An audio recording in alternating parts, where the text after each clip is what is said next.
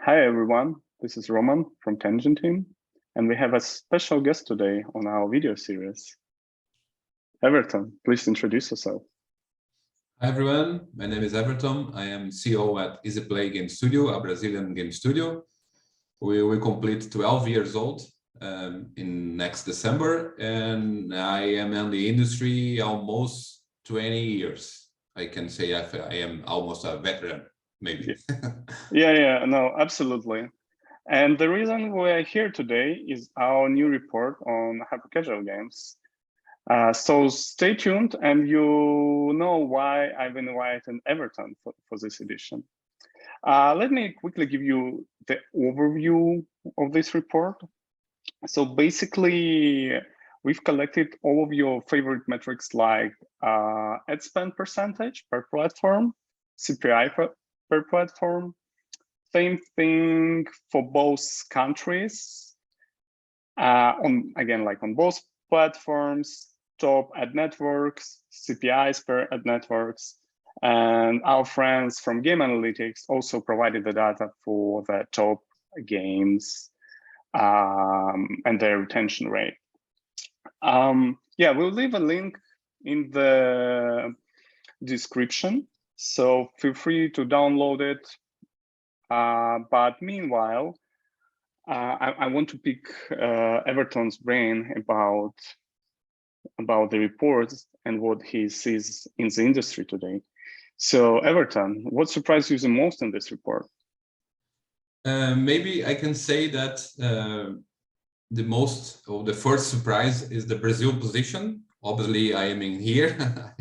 I know what's happened, but the report, I think that the protagonist can be Brazil and the new position about ad spends, and we can talk a little about it. Yeah. So if we look at it, like,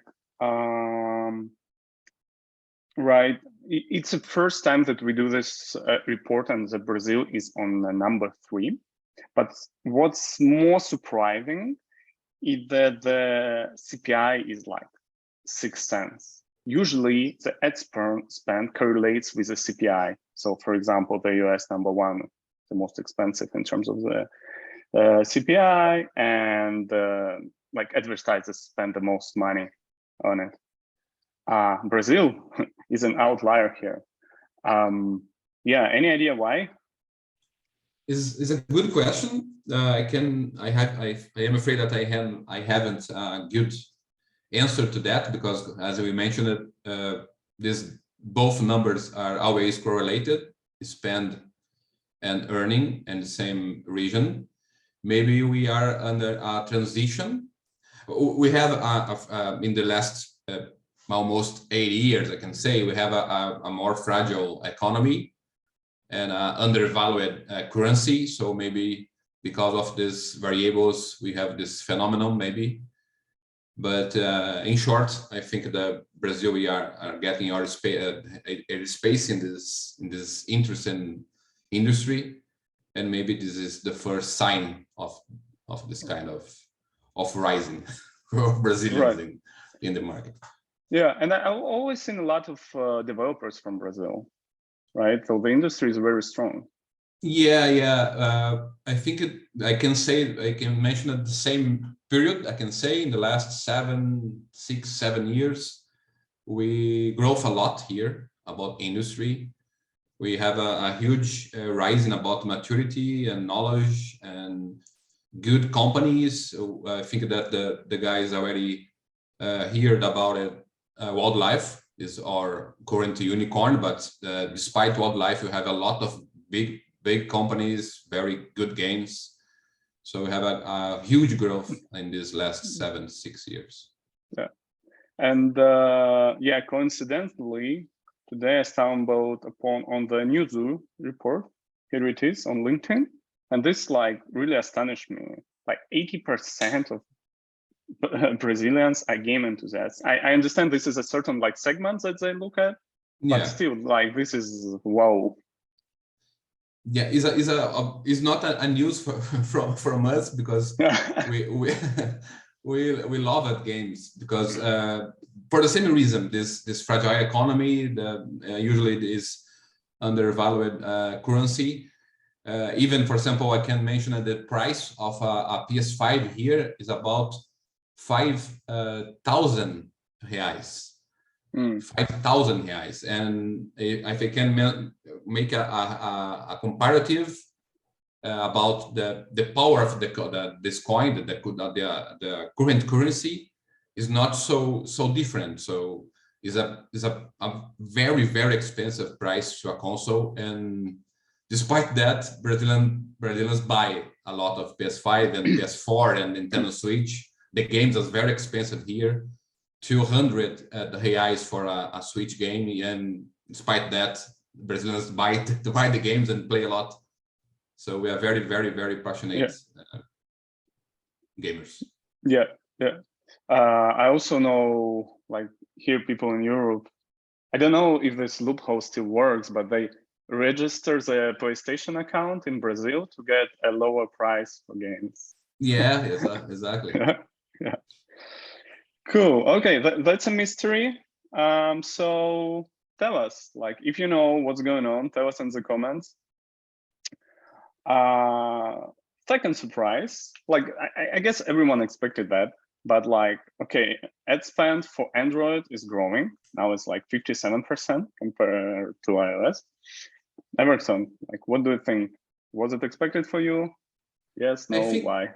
I think that expected since the IDFA issue, I can say something like that with iOS. The Android turns into the first dev platform to test, and publishers to test the game potentials. So I think that this keeps the same rule since the last years. Right, but what is the trend now? Do you feel like Android will get 80%, or like iOS can get some of that market share back?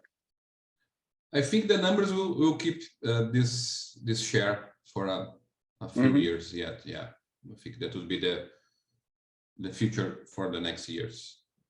This distribution, I think, and this status quo, I think it would be the normal for a few years yet. I see. Do you feel like this new Google Play policy change that limits the type of the interstitials and other ads within apps can like change that? This can sound weird, maybe, but remember, everyone that watching the video, we are game developers, not ad developers. So it's very important for us offer a good experience for our users. And of course, I must agree with Google. There is no rule, there's a no rule land in this standard about an IS, or even in some ad network about RVs. I can give you a common and popular sample. The hidden X close ad button is almost a new game in there. We must discover where the X is and stuff like that. So it would be excellent to have a standard rules and guides to follow and offer a good experience to our users. Right. But that's a good idea for new hyper-casual mechanics. Finds across. Exactly. We can make a paradox and a meta language in there. About this. Gotcha. Speaking about like games, like if you look at this like retention data from our friends from Game Analytics, you see like day one retention, like top 2% of games have a day one retention of 51% on iOS and 42% on Android. Let me zoom on this data because this is like super interesting. Then 25% of games already 33%, and median is 25%. So is there like such a difference between like a great game and good game? What do you think? This retention goal is always a challenge. And I think that year after year, this challenge is tougher because we have more games, we have more offer to use to players playing different games. So I think that is even tougher year after year. Keep with the player playing our games. instead change to a new one. But in short, talking about hyper casual and hybrid casual industry, specifically speaking, we have a common and already know paradox, because usually a studio choose CPI or retention. Is always a choice between these two approaches, and I think that there is a conflict between these two numbers. So we can focus to CPI to try to reach 20 cents, 15 cents, and we will have a lot of troubles to reach a good retention, and vice versa. So the hyper casual industry and the hyper casual market create that new balance to we choose the side. So I think that is maybe can be a result from that new choice that we have in these last 3 years, I can say. Right. Maybe you can share like some of the examples, like based on the games that you guys produce, like what is the ratio between the great games? Good question. The market is always mention this rate. So we already heard about 61, 71, about we try 16 games before we found a hit, even a normal or small hit. So always it was a tough market, a tough game to play. In hybrid casual, that is, I didn't mention, but it's a play worked with a lot of different platforms in this last 11 years. We developed to work for hire, PC, web. Since 2015, we focus on mobile, free-to-play mobile. And in 2020, we try something in the hyper-casual market. And 2021, we decide to migrate our knowledge in this hyper-casual industry to hybrid casual. That is a very trending term currently. In hybrid casual, we have different rules because the game is closer than a casual, I can say. And because of that, we have different metrics. So the market mentioned about 31 in hybrid, and is play, I measured before our talk here, we have a rate about 10-1. Okay. Each 10 prototypes, we found one launchable game, I guess. I see. And my second question is, how do you define this like hybrid casual game? Ooh, 1 million question. I think that each studio has its own definition or description. For us, we like to think in a hybrid as a casual, with depth of a casual, but with adding a hyper casual interface. So with a casual, very concerned about be very easy to understand, very easy to play, very easy to sell that idea in a 5 seconds video in a campaign, for example. So hybrid casual for us is this formula, a casual with a hyper casual interface and meta games around it. What about the ad monetization? Good point too. By the way, the name, that term comes from hybrid monetization, ads and ads. We like to split that task in two. First, we try to launch a hybrid just with ads and see what happened. And if you got good results from that first prototype, we start to thinking on ad in-app purchase is our way to reduce the risks, to put a lot of effort in a game before we have good signs from it. Yeah, this is super cool, because like even hyper casual, right? Like, okay, snackable, ad revenue based monetization. There is no, yeah, exactly. There is no category in the App Store. Exactly. And the hybrid. Yes. Even hyper have a good App Magic have the check to try to organize and categorization categorize this genre, but it's not a genre, it's a business model. So yeah, and a hybrid is the same thing. Yeah, that's a very good point. Yeah, I think I have a last question. Like, what would you advise to a young developer that only now thinking, should they start developing like a hyper or hybrid casual game? Should they do it, or this is like a bad idea now? Good. I have a prediction. Maybe next year will the hyper casual will end. No, I'm joking. It's impossible to know that. But if you analyze the last 3 years, I can say that this market is even tougher that we was in the past. So it's not an easy task to launch a hyper casual, obviously, but still a good choice to small and young studios. I will strongly recommend to start with hyper casual. Even if you consider a developer PC games in the future, I think that's a huge, great, amazing first step for a studio, a small studio, a young studio.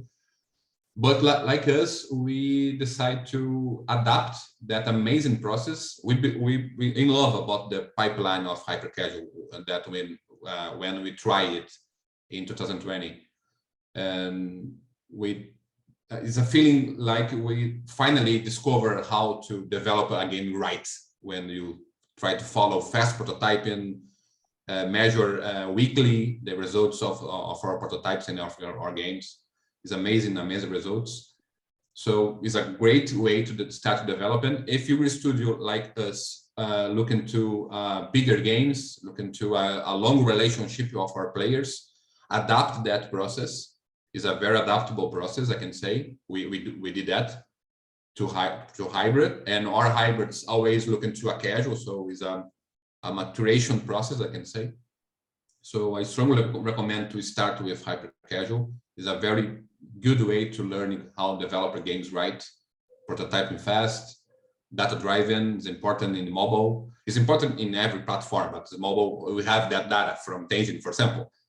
So it's good to learning how read that numbers, that players behavior, for example, is very important to deliver a good game, a good experience game. And I think that would be a good choice, a good option next year. Is still trying this kind of game.